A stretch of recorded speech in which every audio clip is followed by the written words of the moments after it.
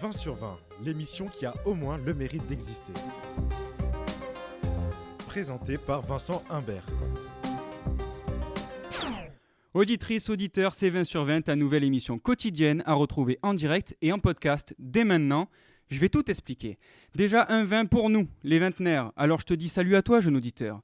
Si aujourd'hui je me permets de t'interpeller, c'est pour une raison très simple. Savais-tu que le monde entier nous considère comme une génération sacrifiée ?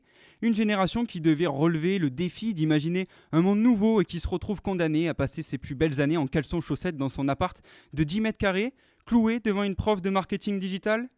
Alors si comme nous, tu as envie d'ouvrir grand tes oreilles et ta bouche pour concentrer tout en s'éclatant, rejoins-nous, jeune auditeur, et viens kiffer ta race tous les soirs à 17h, parce que 20 sur 20, c'est 20 minutes de plaisir sur des sujets et des actualités qui te concernent toi.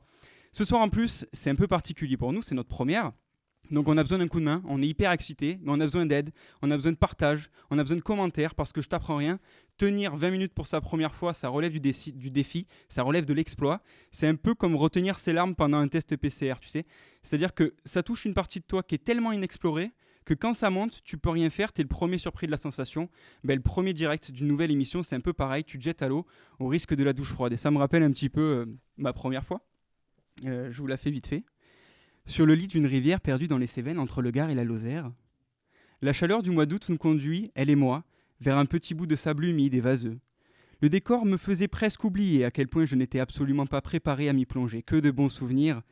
Même si je vous passe le moment où je me rends compte que mes amis sont cachés, à quelques mètres derrière un buisson, ils ont profité de ce moment charnel et maladroit pour voler les clés du scooter de ma promise. Bref, que de bons souvenirs parce qu'au final, le plus important pour une première fois, c'est de pouvoir en rire et de la partager avec les gens qu'on aime.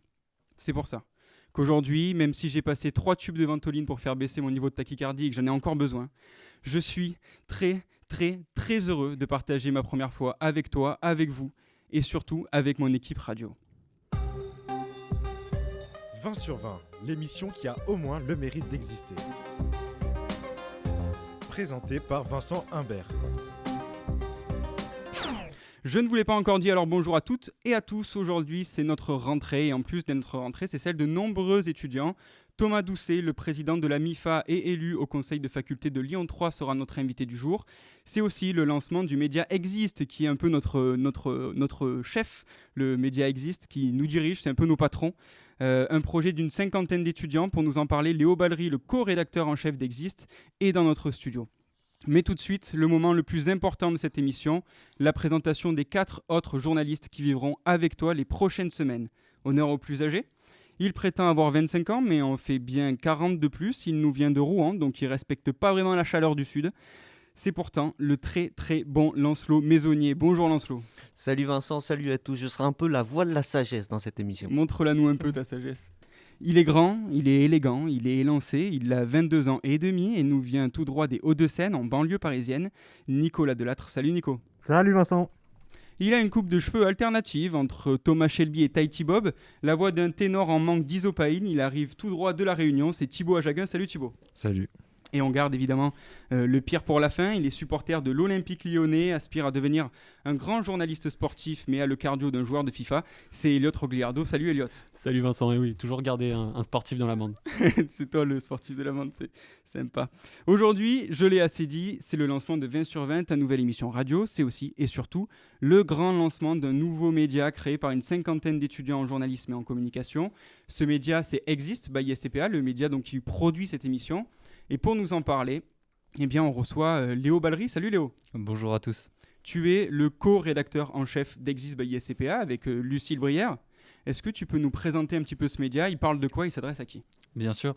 Alors tout d'abord, qu'est-ce que c'est Existe by SCPA ? C'est un média éphémère qui a débuté, comme vous l'avez dit juste avant, ce matin et qui prendra fin le 5 février prochain. Alors évidemment, je ne suis pas seul dans ce média, vous l'avez dit vous-même, vous êtes présents. En tout, on est 41 étudiants en journalisme. Et qu'est-ce qu'on raconte dans ce média ? Tout simplement notre volonté, notre promesse qu'on vous fait à travers Existe, c'est de décrypter ce que c'est que d'avoir 20 ans en 2021. Voilà, pour mieux comprendre et pour être plus précis sur ce qu'on compte faire, On cherche vraiment à analyser et à mettre en lumière le paysage économique, sociétal, culturel et politique qui s'offre à notre génération. Alors, qu'est-ce qu'on va pouvoir retrouver concrètement sur Exist comme production ? Eh bien, de manière quotidienne, vous aurez tout type de format, que ce soit de la vidéo, de l'audio, de l'écrit.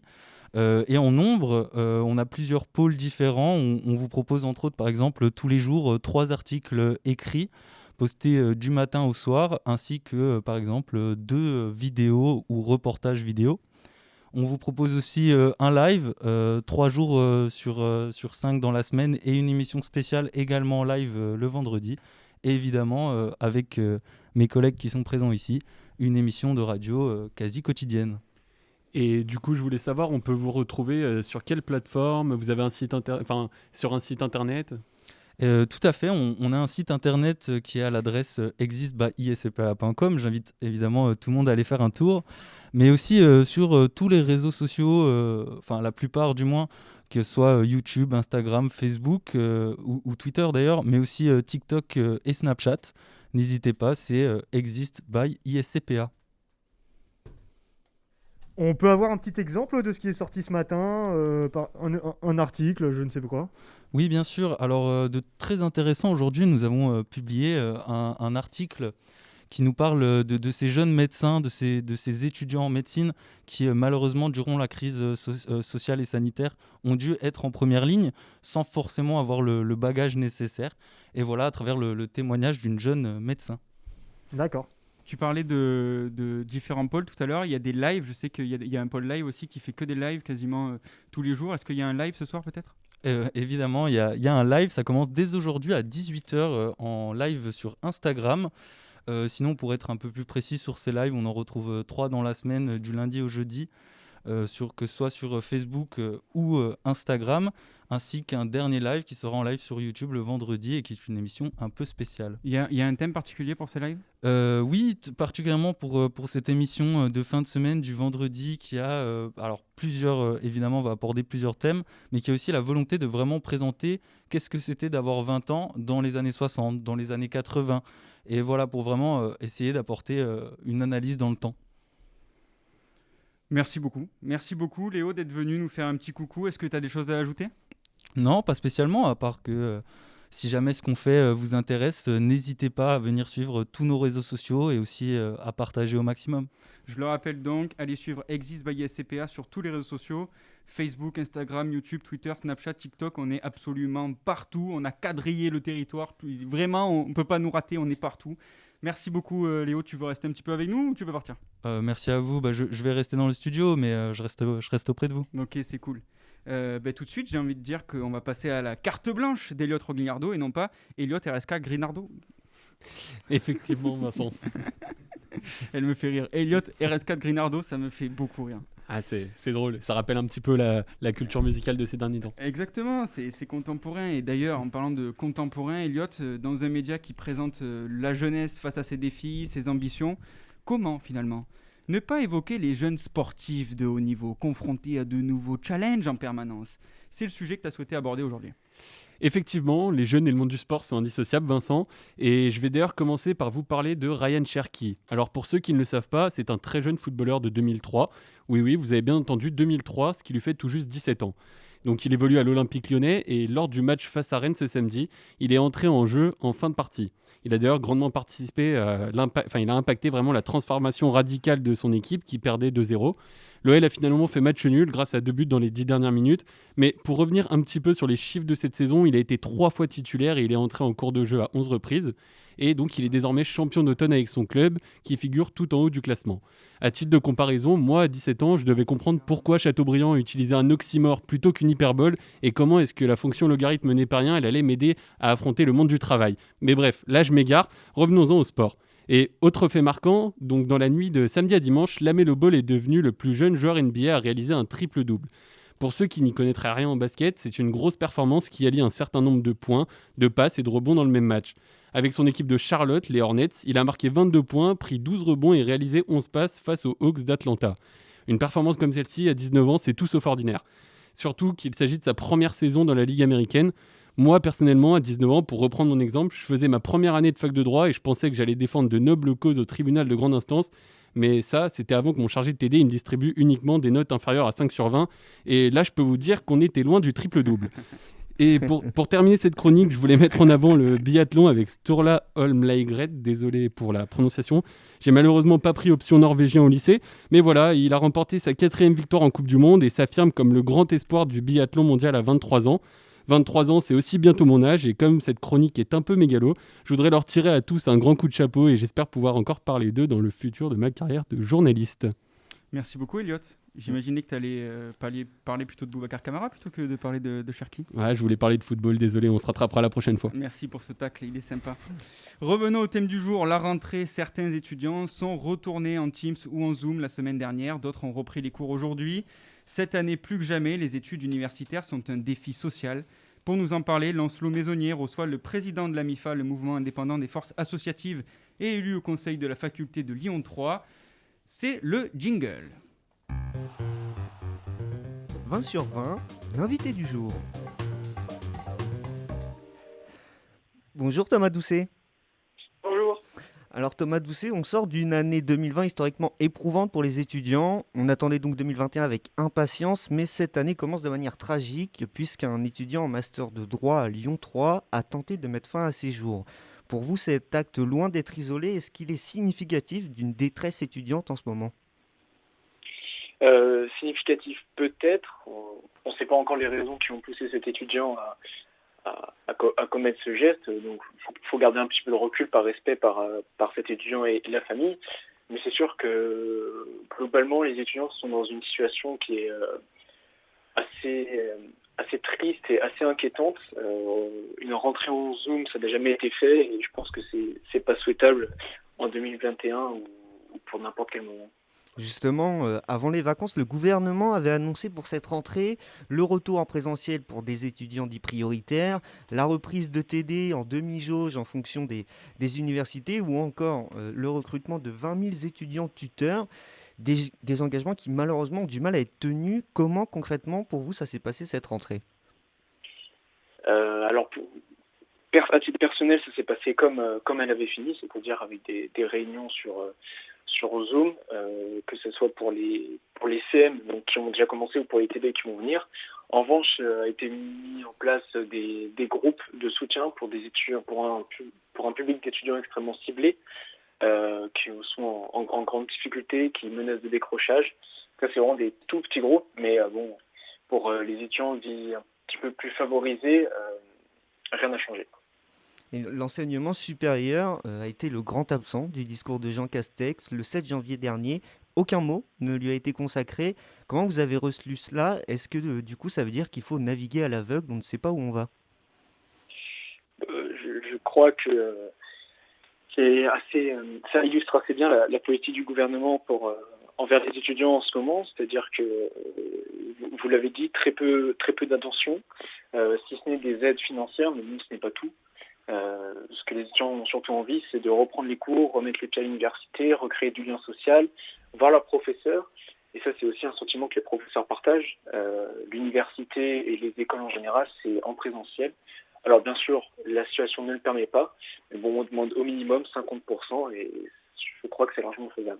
Et vous avez un peu d'espoir quant à la suite pour arriver à ces 50% De l'espoir un petit peu, surtout quand on voit que le public étudiant commence à un petit peu se manifester, à montrer le mécontentement.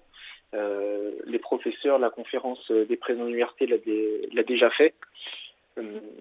Maintenant, on espère vraiment pouvoir faire évoluer la situation dans le bon sens et pouvoir revenir en cours le plus vite possible.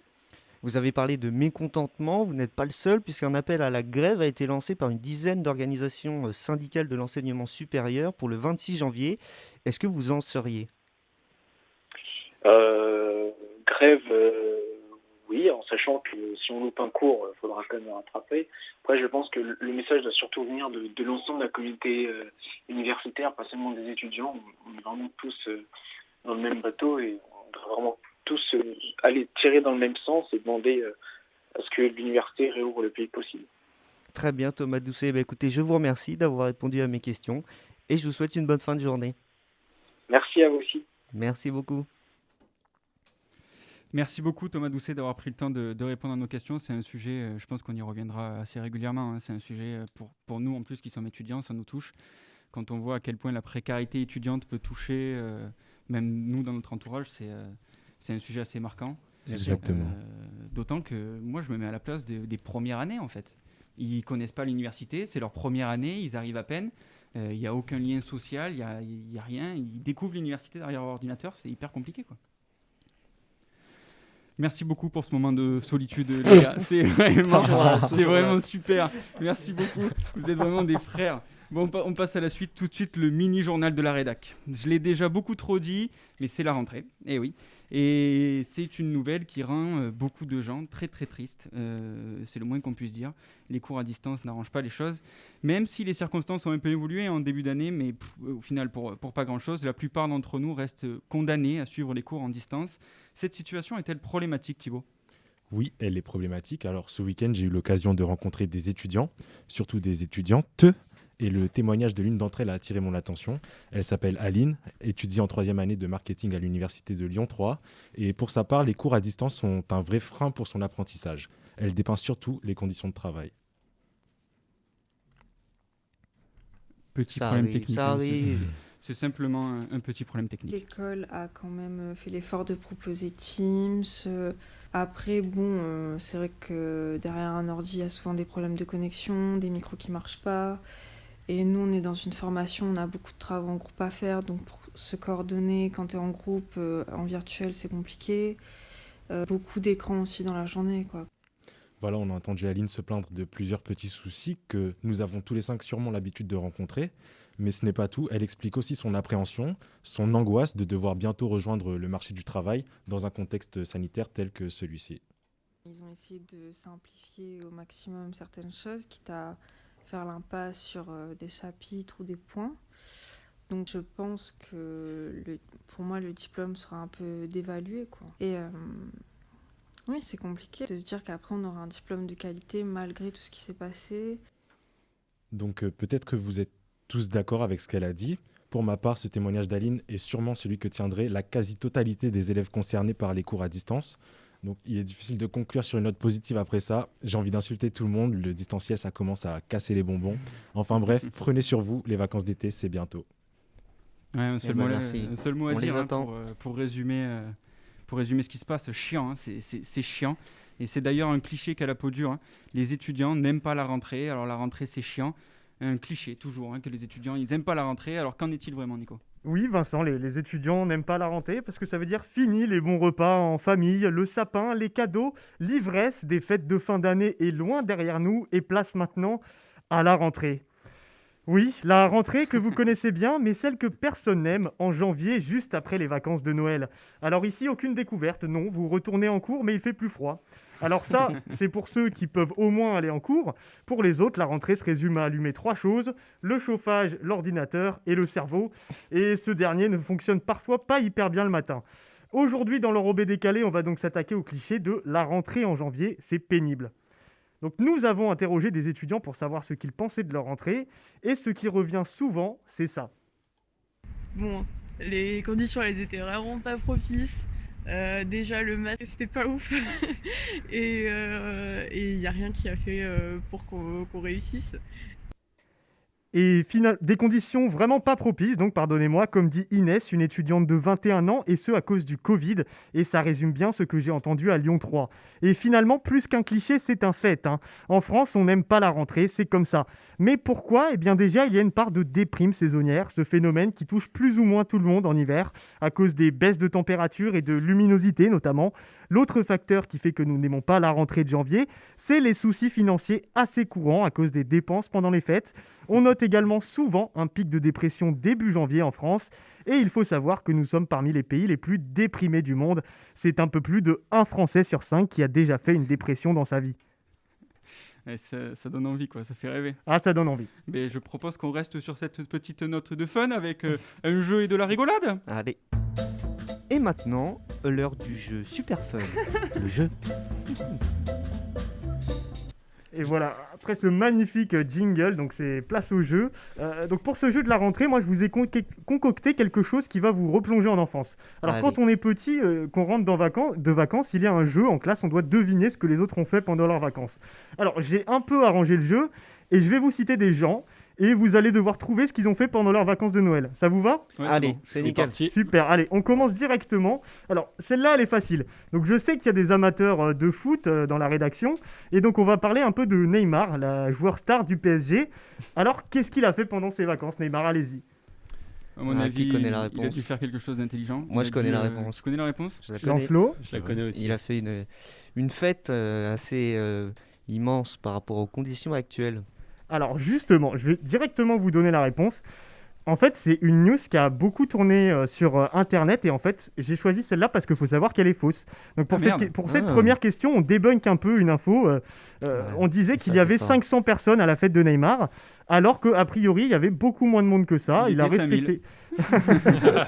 non, visiblement, ils n'étaient pas 500, ils étaient beaucoup moins que ça. C'était sa famille, ses amis proches. Ils ont tous été testés avec des tests PCR et visiblement, ça a été fait dans le respect des gestes barrières. Une nouvelle façon de faire la fête. C'est ça, on lui a tapé dessus parce que c'était Neymar en fait. Ouais, non, mais si je dis pas de bêtises, il me semble même qu'il a mis une vidéo sur Instagram où justement il filmait la table et il montrait qu'il y avait même de la distanciation sociale. Il disait 500 personnes, non, amis, etc., non, et il mettait juste famille en dessous avec un truc validé pour montrer qu'il respectait C'est beau. les Tout conditions. à fait, C'est du beau exactement. travail ça, Nicolas.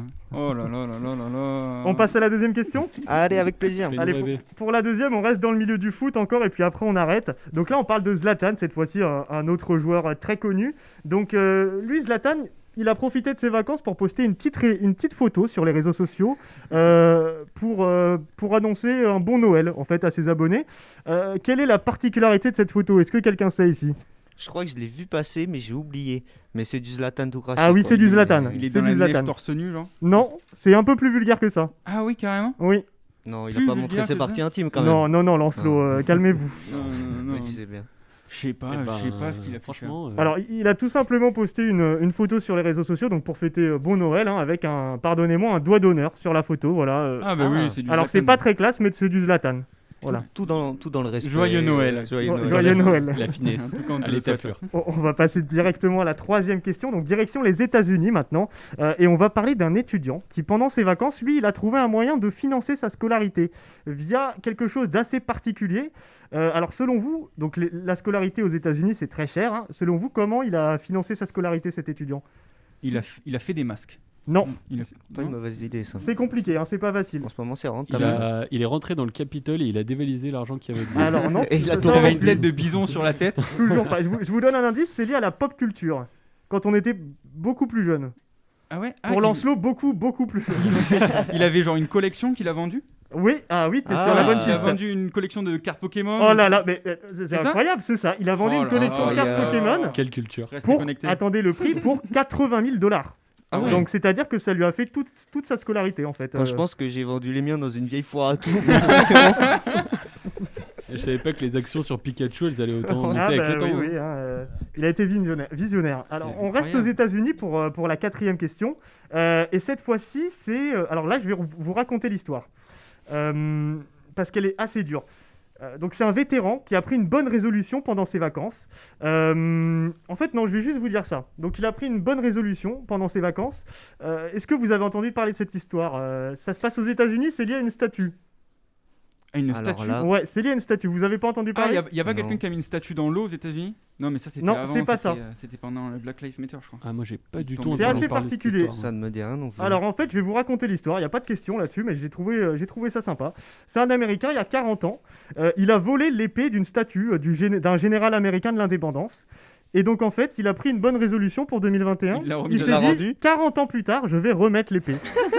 Et c'était un vétéran de la guerre et il était très ému en le faisant. Voilà. Et Incroyable, il a tu d'ailleurs m'étonnes. admis qu'il avait fait une erreur il y a 40 ans. Voilà. Comme quoi, il n'y a plus d'âge, on peut changer. Non. d'un peu. Voilà. C'était Les un années homme bon, après. certainement. Oui, sûrement. Un homme ivre il y a 40 ans, mais un homme bon. Il a dessoulé depuis. C'est ça. C'était vraiment une grosse cuite, quoi. Direction l'Australie maintenant. Alors là, on parle de quelqu'un qui a passé des vacances très particulières avec des invités très spéciaux. Alors là, vous ne trouverez jamais. Donc je vais aussi vous raconter l'histoire et vous allez essayer de trouver pourquoi.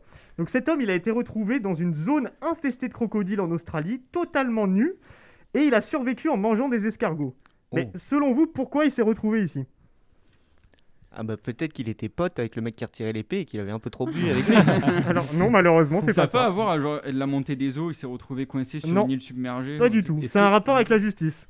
Ah, j'allais La justice. j'allais Il a parler été- des incendies, non Ça Non. n'a pas un lien Genre il était apatride le gars, ils l'ont Non, non, mis non. sur une île. C'est Non, une- ça a été sa peine, ça a été de se retrouver là. Alors non, je vais J'étais- vous la Ah. donner. En fait, c'était un fugitif qui avait violé les obligations de son contrôle judiciaire, donc pour un vol à main armée. Donc il s'est enfui. Et en fait, c'est 2 pêcheurs qui l'ont retrouvé et l'homme s'était perdu dans la nature. Et voilà, il a été retrouvé totalement nu au milieu des crocodiles et il mangeait des escargots. Et pour l'anecdote, donc ces 2 pêcheurs qui l'ont retrouvé, ils lui ont offert une bière. Voilà, c'est la première chose qu'ils lui ont fait. Sympa les gars, sympa les Sympa. gars. Bienvenue en Australie. Alors, Ils savent recevoir une dernière. on passe à la dernière On passe à question. une dernière. Alors, retour en France, là, donc pendant les vacances, et plus précisément à Noël, le maire d'une commune de l'Hérault, donc Bayargues, dont on Bayargues. salue les habitants, hein, Bien sûr. a offert quelque chose à ses habitants. Alors, de quoi il s'agit? Un indice, c'est lié au Covid. Des masques. Non, pas des masques. Des gels hydroalcooliques. Non. C'est lié au Covid, il leur a offert un truc. Ouais. Des figurines de petits, Il leur a offert virus. Non. un abonnement à Zoom. Non. Un antivirus pour leur ordinateur. Toujours pas, je vous le donne. Ouais, vas-y, allez. c'est Il leur a offert un mètre pour respecter la distanciation sociale. C'est marrant. C'est marrant, hein. C'est tout à fait inutile, mais c'est très C'est marrant. très marrant. Voilà. Au moins pour Très, les travaux, très c'est drôle. pratique. Il y a des gens qui ont de l'humour. Comme Ça, quoi, c'est le sud de la France. comme hein, quoi je dans vous dis. l'Hérault, on sait rire. hein. Qu'est-ce que c'est fun, le sud de l'Hérault. Franchement, c'est très très fun. On clôture cette émission. Merci beaucoup à tous de nous avoir écoutés. N'hésitez pas à nous rejoindre. Exist by SCPA, dont vous pouvez vous abonner sur Facebook, Twitter, Instagram, YouTube, TikTok. Je les aurai pas tous, mais on est absolument partout. Et puis, soyez fidèles à 20 sur 20, la radio qui a au moins le mérite d'exister. Merci à tous d'avoir participé à cette émission ce soir. Au revoir les gars. Merci, Au revoir. salut Au tout le revoir. monde. 20 sur 20, l'émission qui a au moins le mérite d'exister. Présentée par Vincent Humbert.